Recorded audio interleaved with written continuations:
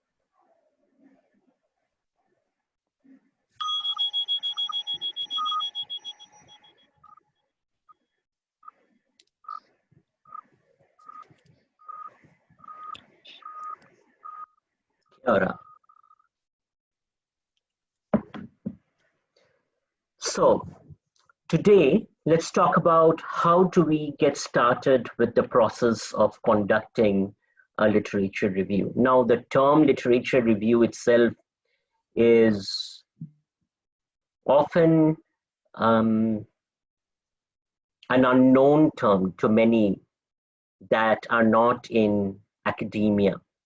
So for practitioners, those in the industry, activists, when they hear the term literature review, it sounds quite overwhelming. But the thing is that when you look at our everyday lives, we have always been doing literature review. So part of my goal in this conversation is to demystify the language of literature review. To just say that first and foremost, you can think of literature review as a way of learning to live the life of the mind. Now, we have all been in our own ways, in our communities, in our roles as practitioners, living the life of the mind. When we, for instance, are doing a news story. So what I was saying is that literature review is something we all do in our everyday lives. It's part of how we live life. So a review of the literature in a nutshell means that it is a way for you to survey the existing state of knowledge and come to grasp the key concepts or the key threads that emerge from this existing state of knowledge. So what we learn when doing a literature review, to me, is a practice in mindfulness, meaning that how do we actually learn to engage with, to read mindfully the knowledge that exists within the domain in which we are working and participate in a conversation with it. So when you think about why we conduct a literature review, the one way in which I would like to invite you to consider the idea of a literature review is by treating it as a conversation, okay? So what is a conversation? A conversation is a two-way flow of communication. You go back and forth. It's a moment of dialogue. So when conducting a literature review, you are looking at what the existing state of knowledge is, which is what we refer to as literature, which is what is the existing state of knowledge.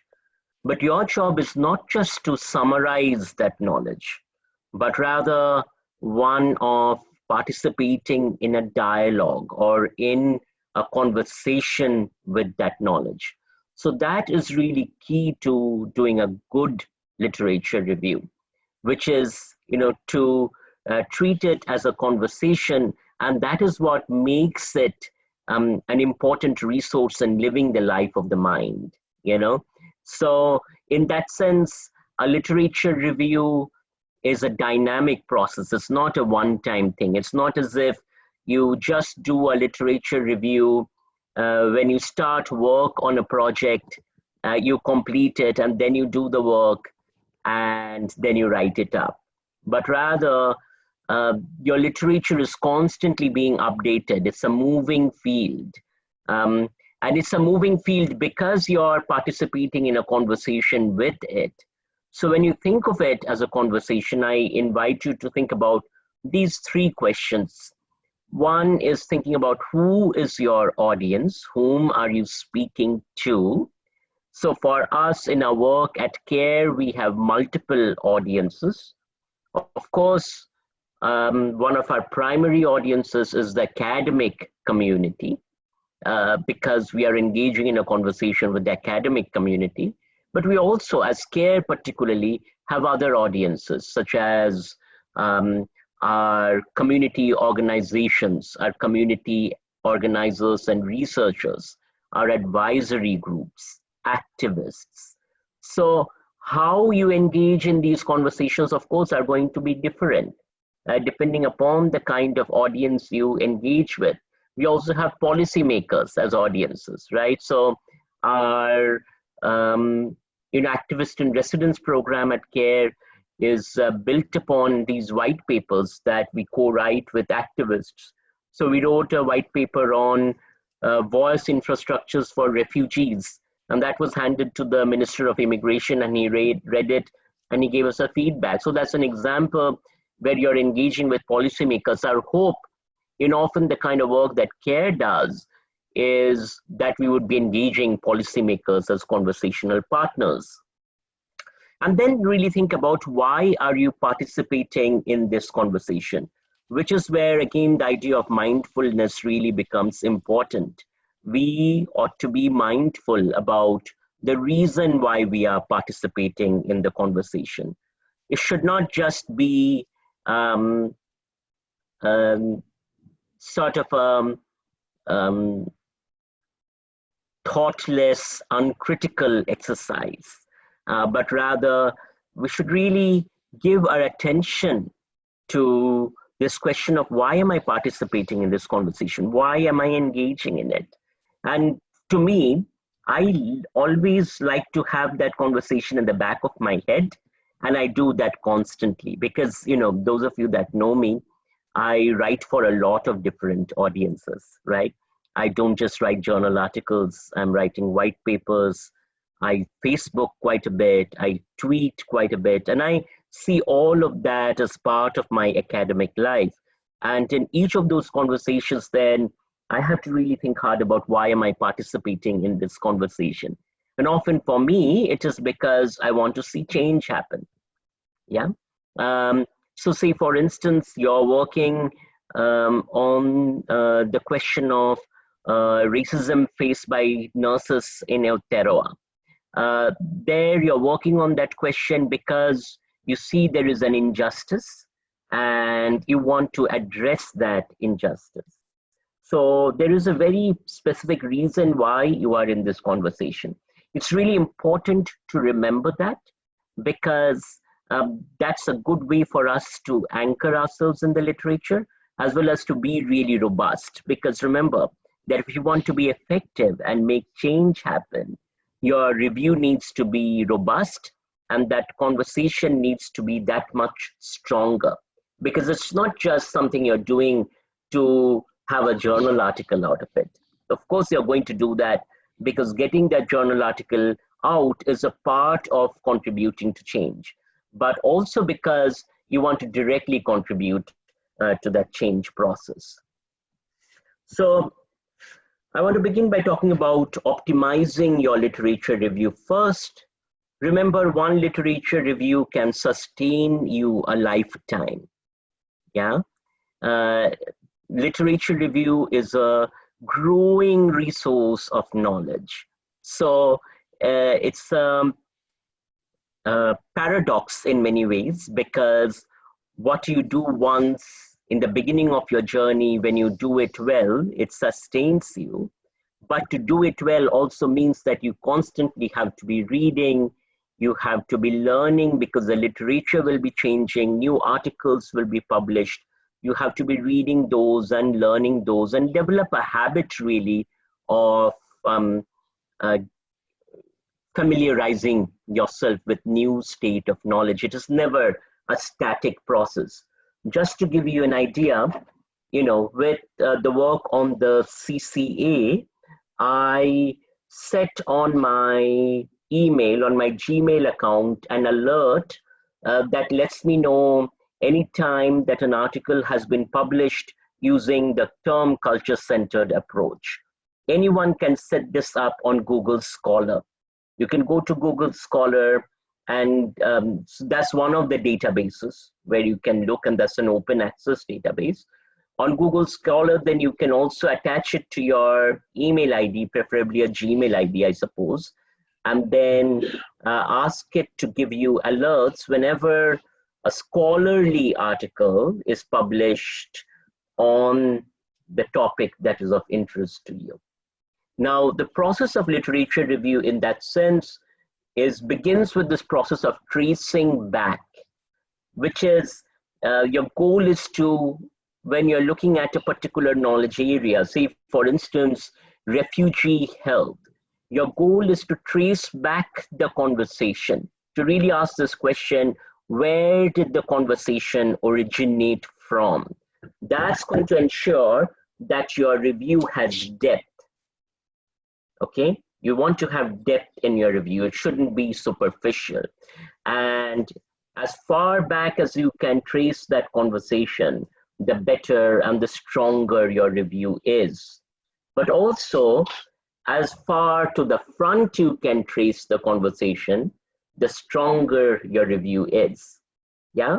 So going back as much as possible, coming to the front as much as possible, both of these things. That also makes sure that your review is current.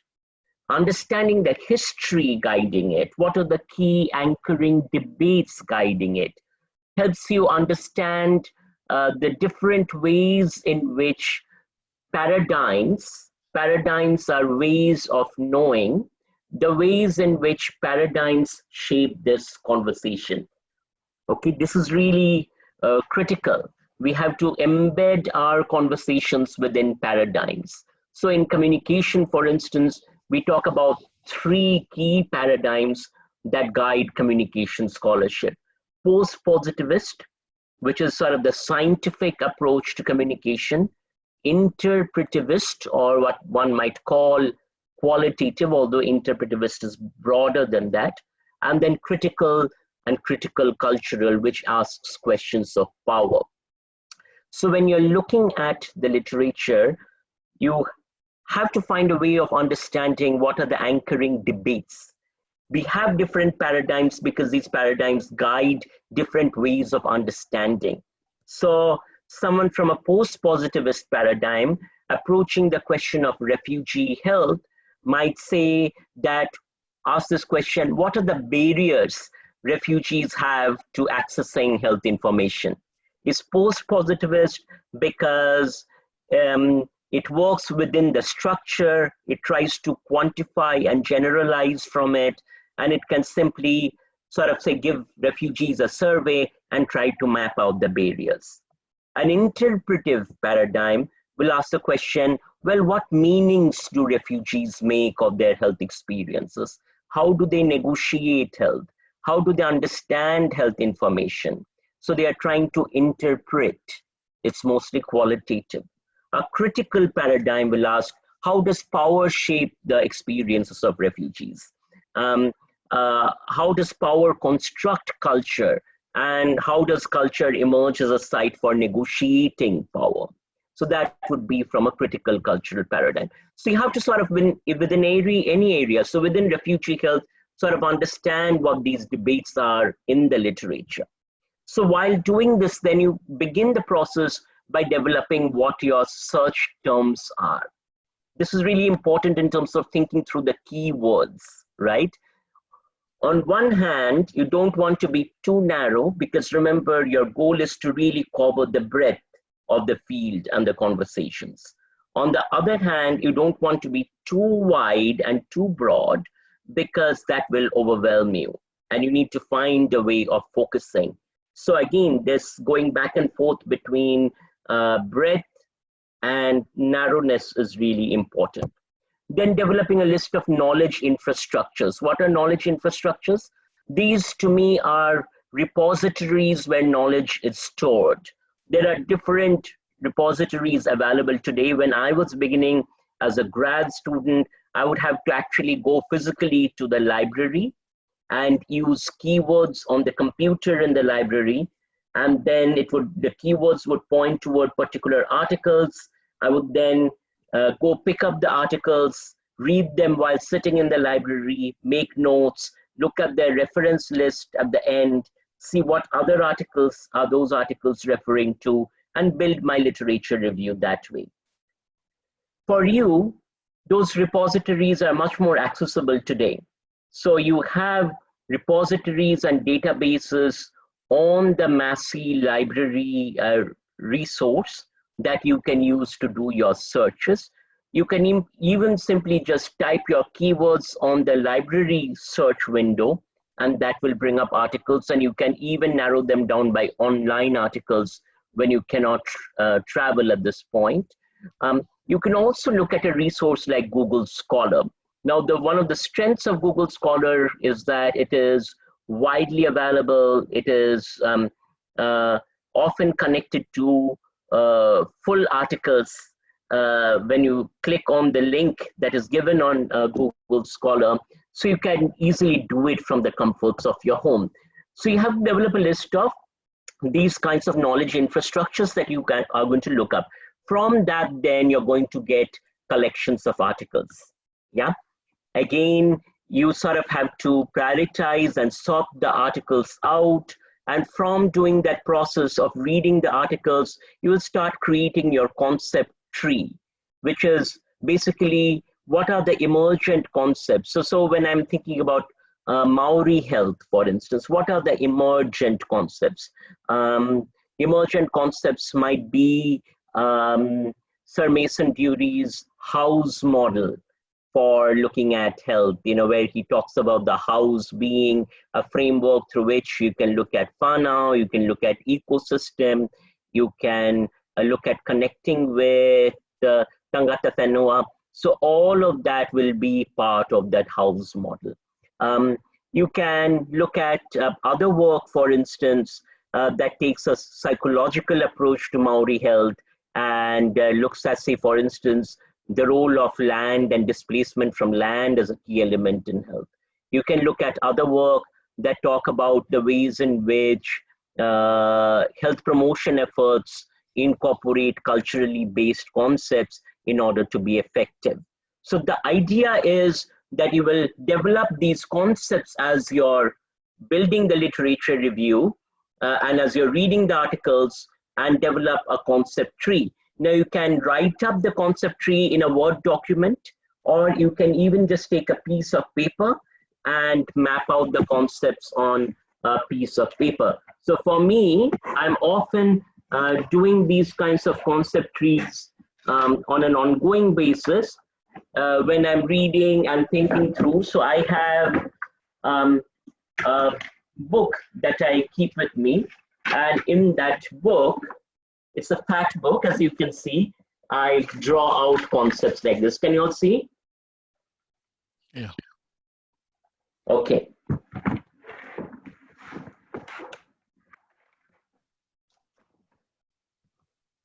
So I think of, you know, the concept of literature review with this idea of a banyan tree. Now, you know, for me growing up as a child, and for those of you that grew up in South Asia will relate to this, but I'm sure Nahao, Gail, you would relate to this within the context of Kaupapa Maori and Maori concepts, which is, you know, the idea that knowledge resides in trees.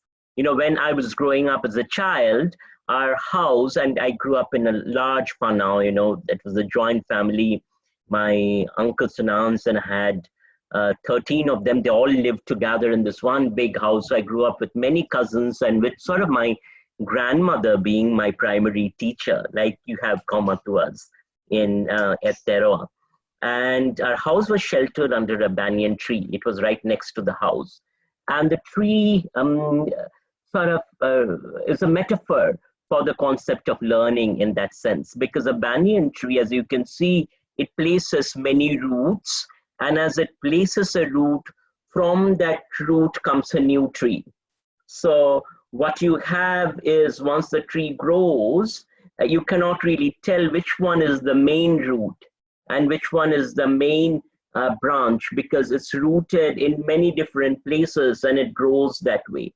So rooting is a way for spreading. So you can think of your literature review and your key concepts in that way. How can you root yourself and spread yourself? So thinking about this, this is a metaphor I would like you to come back to, because I think much of academia today has sort of become so functionalist that we have lost the joy of learning. And it's really important for us to be centered in this idea that we learn because it is a joy, it is an act of joy, because it is a search for knowledge, not just some functionalist literature review that has to go into the beginning of any article that you write. When you treat it in that kind of way, you will always be rooting yourself and then spreading. So with respect to, say, experiences of migrant nurses, Pooja, I asked you often to look at the feminist literature, to look at the post-colonial literature, to look at the literature on neoliberalism. These are ways of branching out so that your root can be stronger and you can understand the different conversations. Now, one of the things that happens often with disciplinary boundaries, and you see that, of course, in our discipline as well, is that we start doing a lazy job of doing these reviews. So our treatment of the literature becomes quite superficial without really exploring the roots and the spreads. So when looking at Mahbub refugee health, you must start with communication and what is in communication. But as you start exploring the issues further, that would have you dig into human rights, political economy, sociology, anthropology, and spread that way. So, and I mean, I say this with a lot of humility. When you look at my own writing, you would see that it draws from many different threads. It's not just communication, but I also engage then in conversations with colleagues in other disciplines. That's part of sort of how I come to understand this process of knowledge. So once you gather these resources, you start reading and identifying what are the key thoughts. When reading each article, you map out the gaps. You streamline the articles. What I would do is sort of almost have, if you can do it virtually today, you cannot print those out, but you can virtually have folders and subfolders with articles in specific area, book chapters and books that form your different concept trees. And then you organize them into threads. That's what then leads you to the process of writing, where once you have those threads, you begin writing up the introduction, sort of thinking through again, going back to why you're participating in this conversation, thinking about, okay, what are the key concepts and what is it that you're hoping to achieve by writing the article when doing the review. Then you have headings, you have subheadings, wrap into the questions that you have, that you will be asking.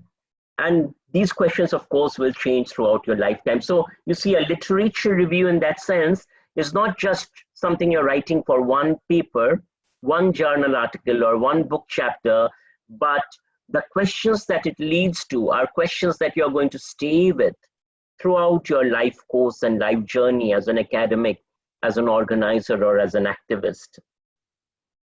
So in terms of putting together a literature review, how do you get started? You know, often people have a lot of anxiety around writing up a literature review, and just getting started, they have a lot of barriers. So you just open up a file and start writing. That's the way you do a literature review.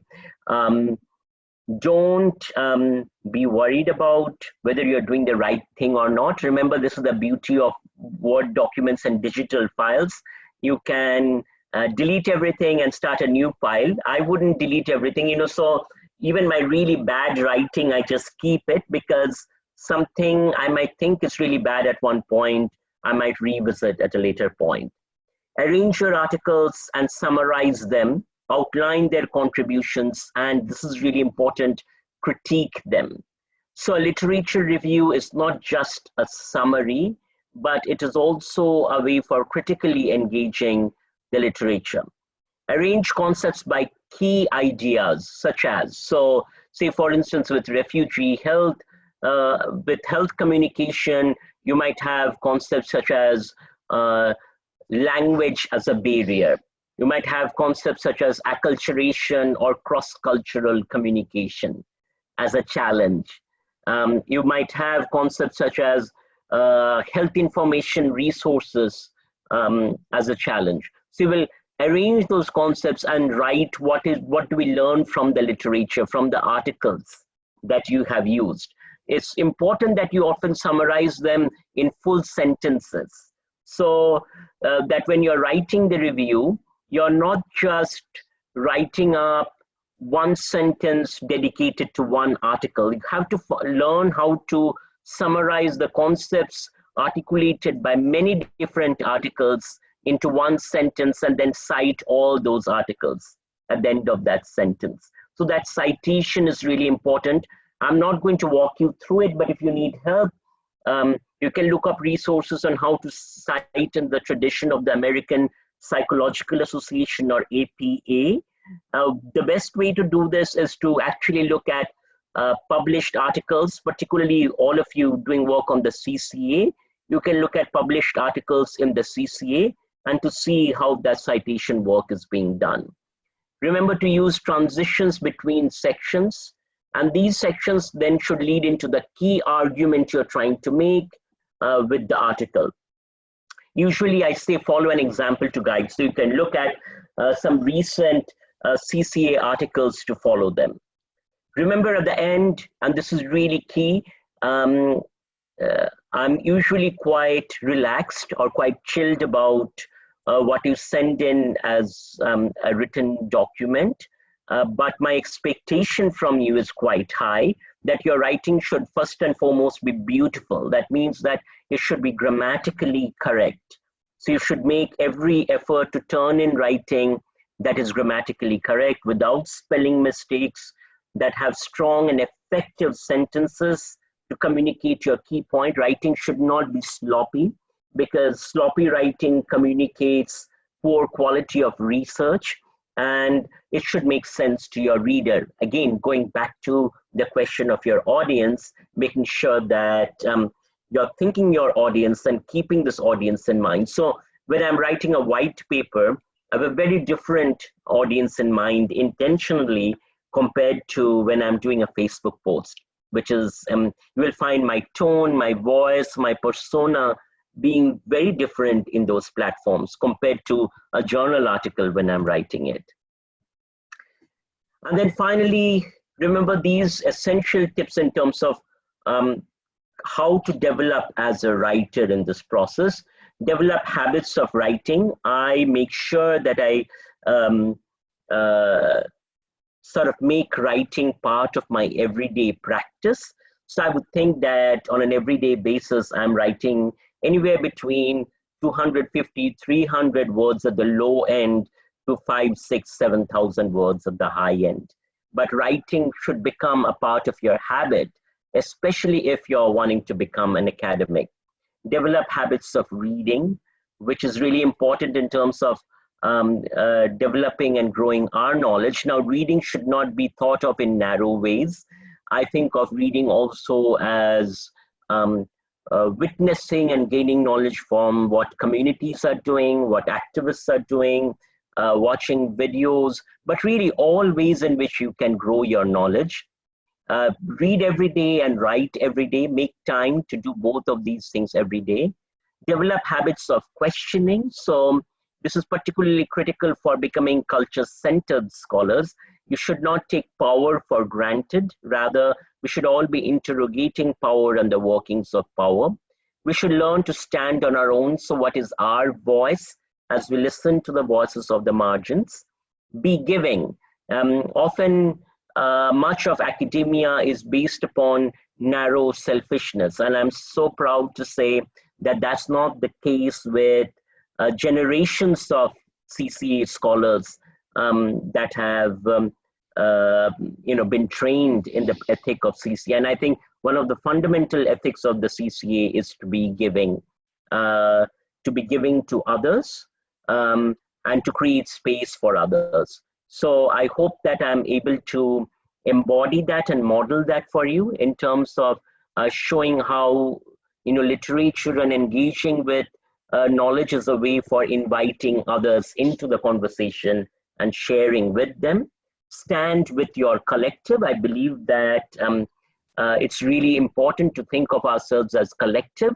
It's ironic when we write about neoliberalism and then practice the same old habits of neoliberal reductionism and individualism. So challenge those habits and think about ways in which you build your collective. I think it's incredibly humbling for me to say that for CCA, we have a very strong collective of culture-centered scholars across the globe, spread in so many different countries that support each other.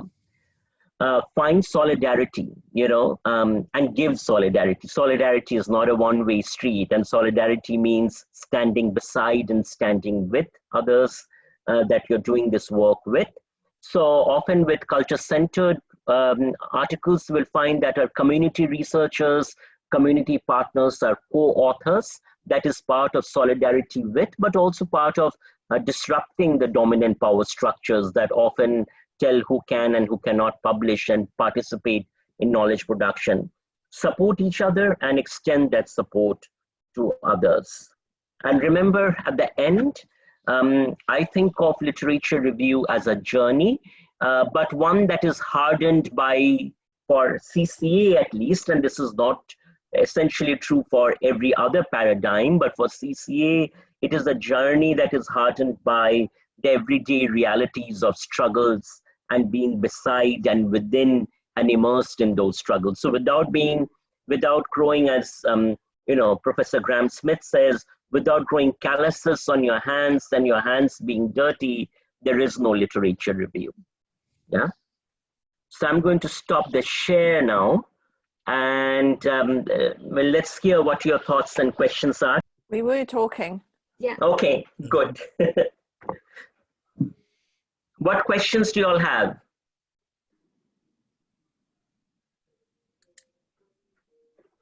That in case of literature review, what may be the quantity? How many articles to be reviewed?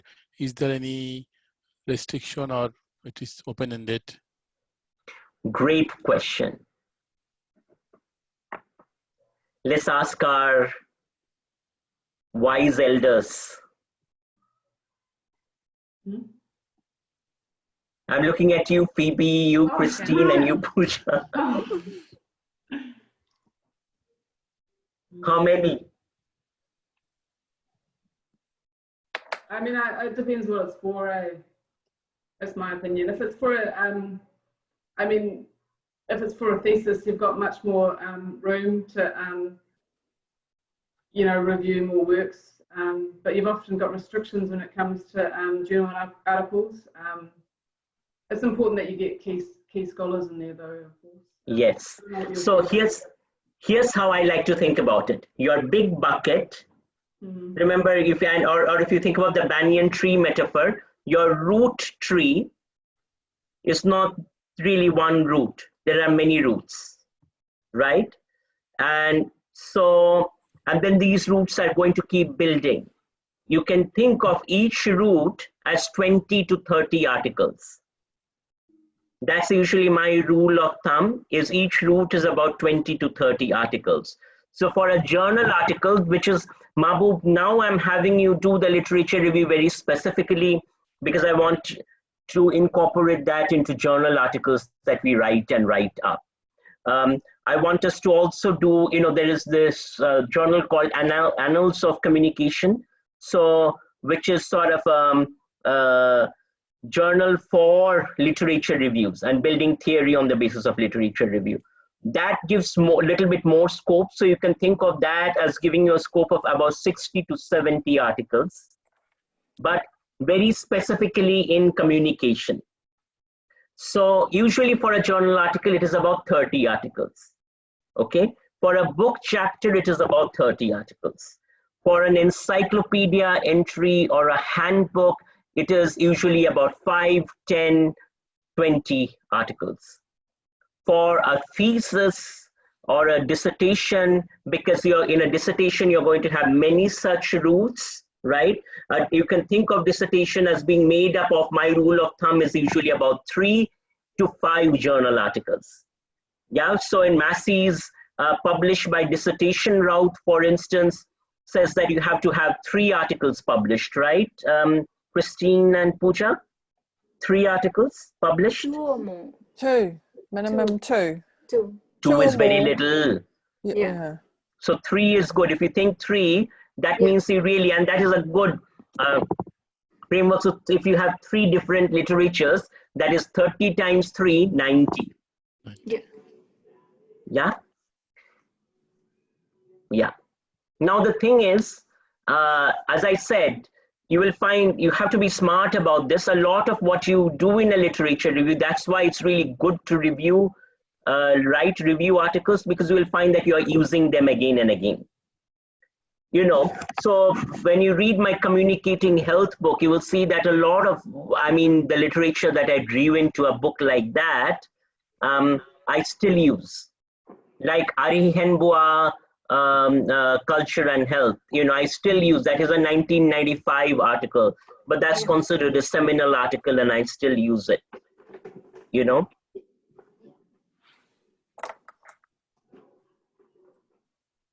And about search engine, mainly Google Scholar. Google Scholar is one place to go. Where else do you go, you all? Pooja, where do you go? There is ResearchGate. So apart from Google Scholar, I search ResearchGate. Then there are other Massey has a list of databases, so I searched randomly in that. And also academia. Yeah. Academia, ResearchGate. For me, my go-to tool is Google Scholar to start with. Phoebe, what do you use?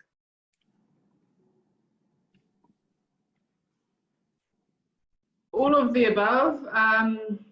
It depends what I'm doing again. I mean, if I'm doing certain work, I'll start with the key scholars in that area and see who's citing them and go from there. And also by journal as well. I'm pretty careful about which journals I'm using, and that's going to vary depending on where it's being targeted. Yes. What about you, Naha? I usually start on the Massey Online Library database. Yes. Then go to Google Scholar. Yes. Until I can kind of synthesize to some key scholars in the area. Because yes. Sometimes I don't know who they are. Yes. Yeah. Mm. Excellent. So if you go to Massey Libraries page, and then you click on databases, and then there is a database for communication. If you click on that, you will see they have given basically 3: Discover, Web of Science, Google Scholar. Now, Web of Science is a scientific one, So Web of Science is also pretty good to go at, and Massey gives you that capacity. Now, when you're doing it within the Massey system, you will get access to, like what Naha is saying, to the online articles as well.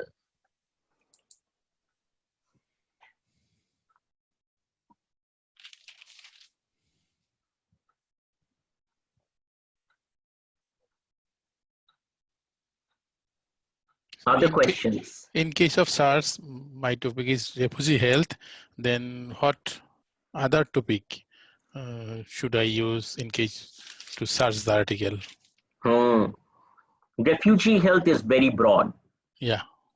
Because you're a communication scholar, so I would do refugee health and communication. Within that, you will find many subtopics that you can list, like doctor-patient communication, provider-patient communication, access to health services, intercultural communication and refugee health, cross-cultural communication and refugee health. You might also find things like handbook of refugee health or migrant health and communication. Those handbooks are usually good because that would tell you who the key scholars are, which is why I often will invite you, and I have done this with a number of you, including Phoebe, Pooja, Christine, to invite you to write with me for handbooks, because handbooks actually are a place where key scholars are together. So I often will invite you to be co-authoring with me on handbooks because it gives you visibility. You are now then being seen alongside the key scholars in that area. But handbooks are a great way because you will know who the key scholars are, but you can actually, and this is the thing you should always, and I do this often, is to look at the reference list of an article and dig further from there. And I don't have to say this to any of you because you are extremely sincere and committed, and I can see that in the kind of work you produce. But our approach to doing a literature review should not ever be an approach of the least common denominator. Just throw in something because we can. We should dig, and do due diligence. And because, that is also a way of respecting people that have come ahead of us. Come before us and engaging in conversations with them. So if you think of it that way, it's a beautiful thing in terms of, so I often, when I was a grad student, because I was so hungry to get into communication, I was an engineering student, right? Mm-hmm. So I came into communication because I was so excited about communicative processes. So I always used to go into the reading lists, look for articles and then look them up and get lost in the banyan tree. So again, the banyan tree metaphor is really good. Now, one of the problems with that is that you can get really lost because you can be sort of all in the dense thickness of the forest now.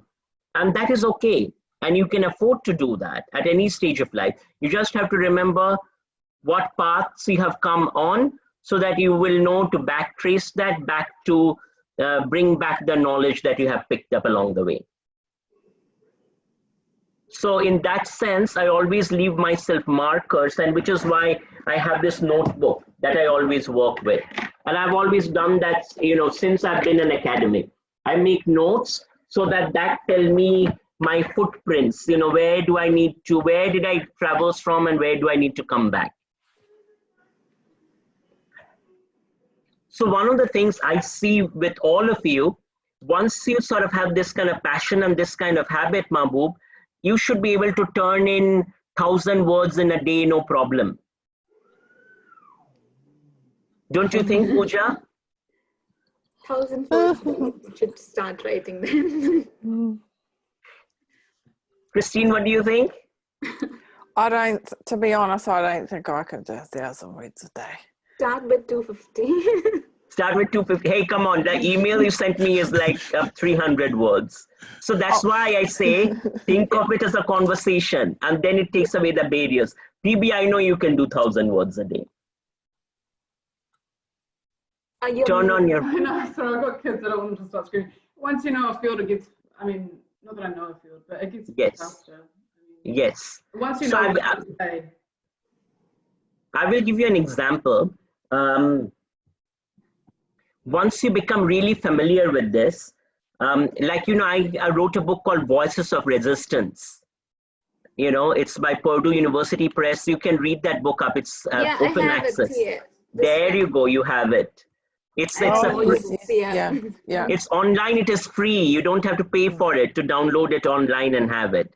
But, you know, that book is a fascinating story because I participated in the Occupy movement for about a year, you know, so went to all these occupations and Occupy brainstorming and strategy sessions, did all these Occupy performances. But the book, so that picture on top of that book, Pooja, can you hold up? Yeah. That is actually from my ethnographic work in New York. So that is at the Occupy site in New York where I had taken that picture. But the book I wrote in 5 days. Oh my God. But you're not normal, Professor. But that's what I'm saying. We can all do it. If you sort of think of it as sort of a stream of consciousness, just, you know, write, you know, like having a conversation in your head or talking to spirits in your head, whichever way you like to think of it, you can get into that space. Not that you need to, but I gave that example to say that I find, you know, what I find so constraining in academia is that the way we are taught to do a literature review, it is so narrow that it sometimes freezes us. I used to feel frozen, you know. So I will tell you another story. When I was finishing up my master's thesis, when I did my first round of the master's thesis, you know, one of the professors came back and said that this is plagiarism. You know why? Because I used to be so frozen and I didn't really understand, coming from the Indian system, I didn't really understand what paraphrasing meant. So it's not as if I was taking people's ideas and saying that they are my own. It is just that I didn't know the convention that when I say Elers stated health is negotiated by structures, that I couldn't just lift what Elers said and put it in like that. Now that to me is sort of the kinds of things one has to negotiate when negotiating the whiteness of academia.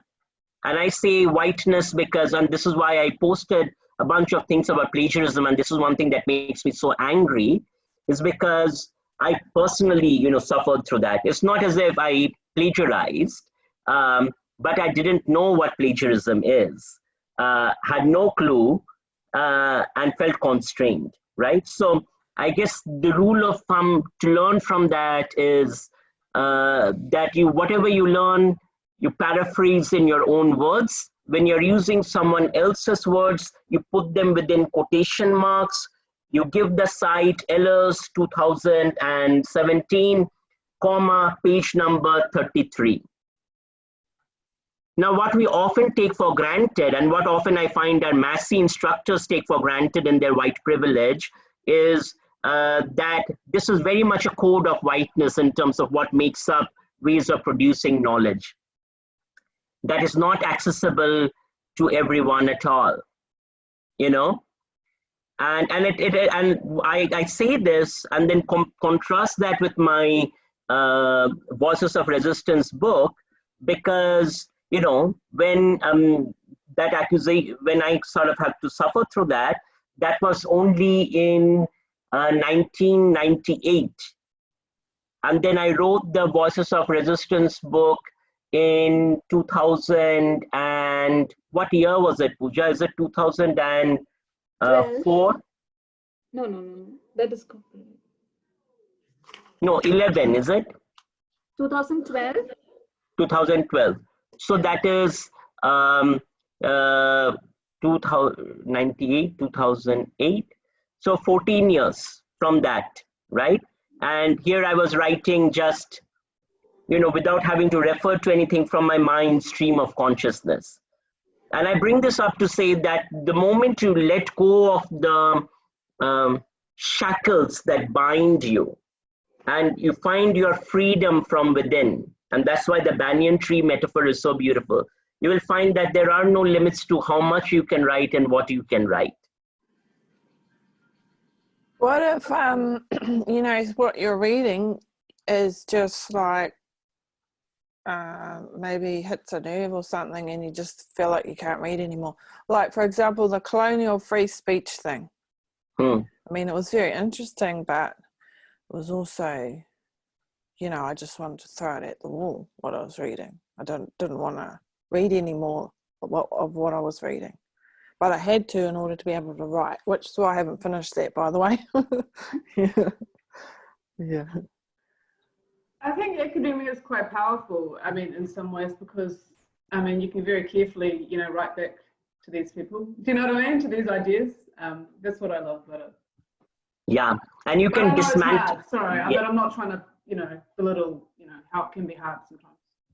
It is hard. Now, how I agree. So if that's why I have so much rage, right? People say, and I have often heard this, people say when they meet me that, hey, I thought when I read your writing that you're a really angry man. And when I read you, I'm so surprised. It's because I have all that rage when I read nonsense, you know?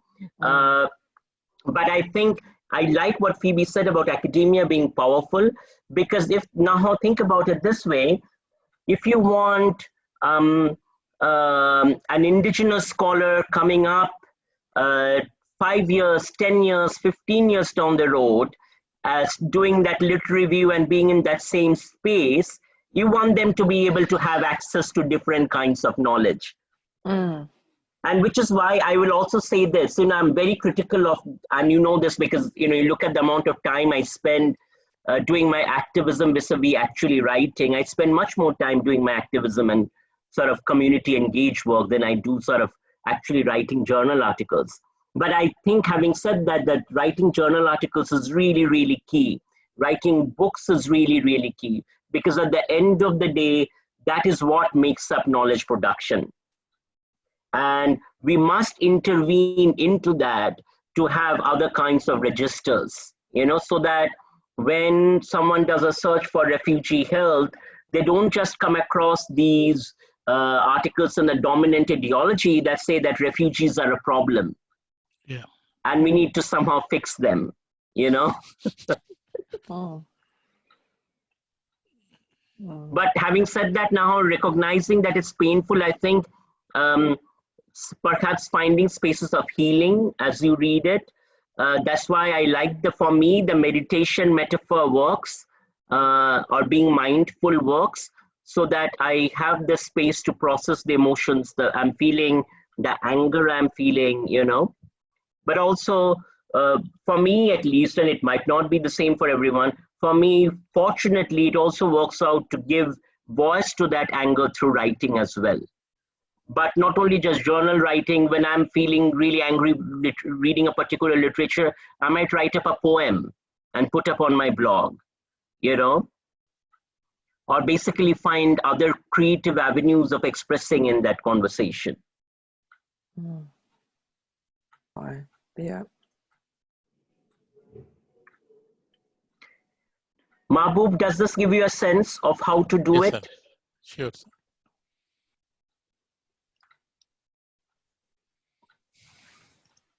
The only thing I will say in wrapping up is that you all are a great bunch. I mean, I just think of how much work you have done in the everyday context of people's struggles. It's important that that be written up. And especially, I mean, none of us anticipated COVID-19. We should, of course, think about how we respond to our communities. But as you can see, in some ways, we are also very limited in how we respond. So I think it's important to have our listening ears open, to be accessible. So when community needs us, we are there. At the same time, I think we can channel some of our energies into writing up these things. And, you know, and I do really think that writing has a purpose. And each of your voices have a purpose in academia, you know. Okay, Pooja, any questions? No? Yeah, I was asking Phoebe, like in some of the literature I've seen, you know, people critiquing the method, like research design use, like quantitative, qualitative analysis, and the sampling method use. So how can you incorporate everything into, you know, a literature?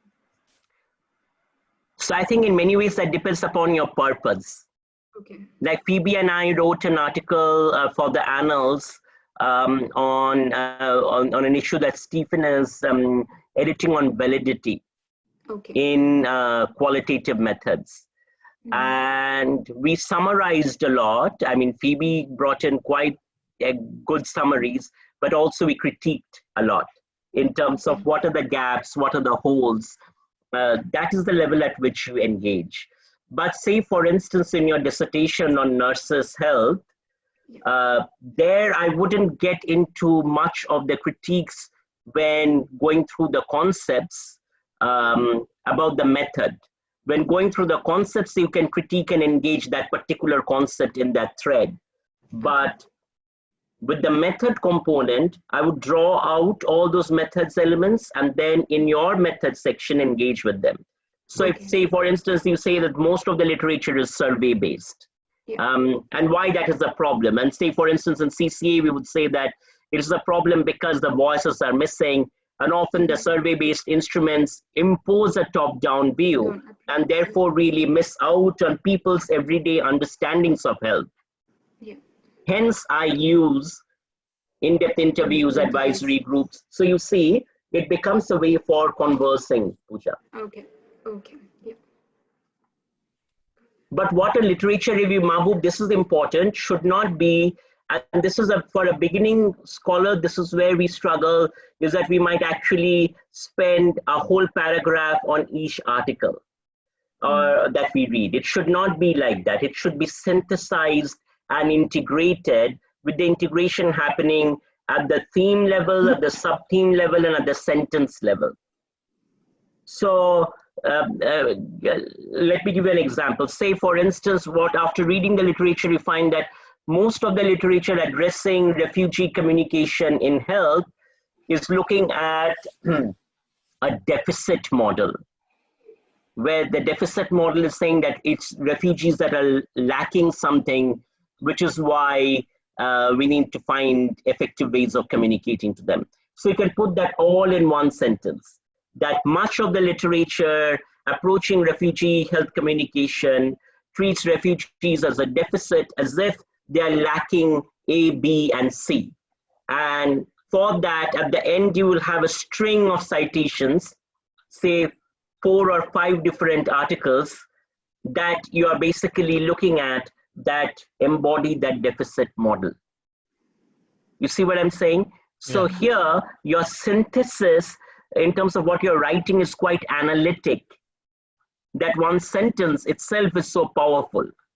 And then you can, in that paragraph, you can further describe, for instance, a certain set of articles treat refugees as lacking in proper health behaviors.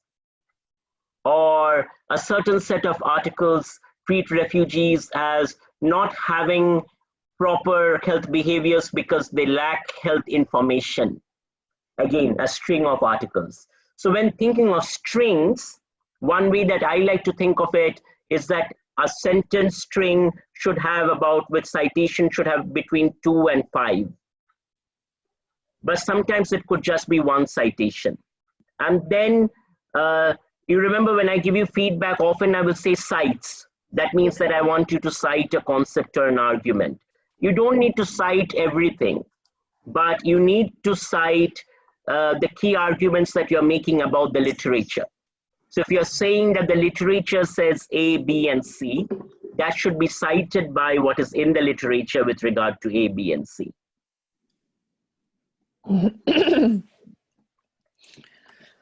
How about, you know, when you're writing something, not just a reflection, but you're writing something scholarly, do you find that, well, for me, I find that I have to stay in that, and because once I put it down and move to something else, it's like I lose, not just lose my train of thought, but just I lose that momentum.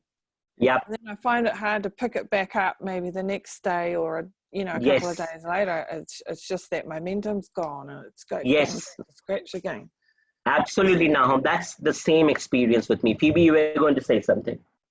Yeah, and I have that too. Sometimes I have the opposite where it just stays with me and I need to put it down and just let it rest. I don't know. Then I, you know, it just sits in the back of my head for a week or so. But yeah, no, I get that too. And you know, one of the challenges I will have is that that's why I gave the example of doing the book in 5 days.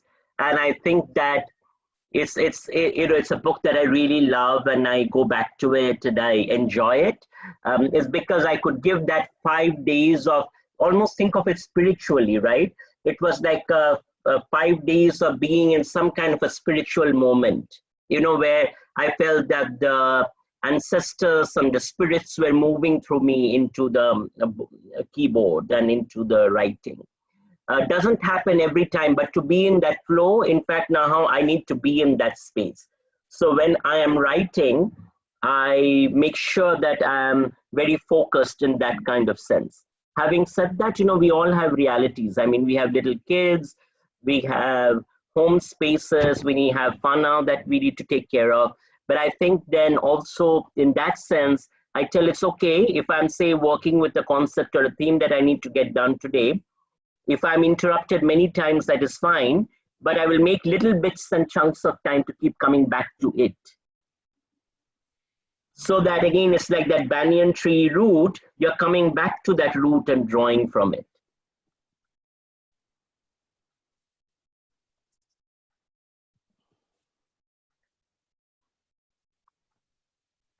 I don't know, I think at some points, I mean, at CARE in Singapore, we used to do this, make it a habit of. Now I think with this lockdown, it gives us a time to do it. We should make it a habit of, like, sometime during the week, we should just write together and try to hold each other to getting as much writing done, you know? Yeah. I mean, you know, I always, yeah. And I Yeah. always debate between, you know, being liberal and sort of being open-ended, appreciating that you all have things to do and you are already self-motivated. And at the same time, holding each of us to account to say that if we say we are going to get this done by this date, let's get it done by this date, you know. And it's hard for me to do that myself because, you know, I'm in many times in places with editors where I'm asking them to give me a few more days. But I mean, in some ways, those kinds of deadlines are good because they get us into that mode of getting that writing done because we know that we have to meet the deadline.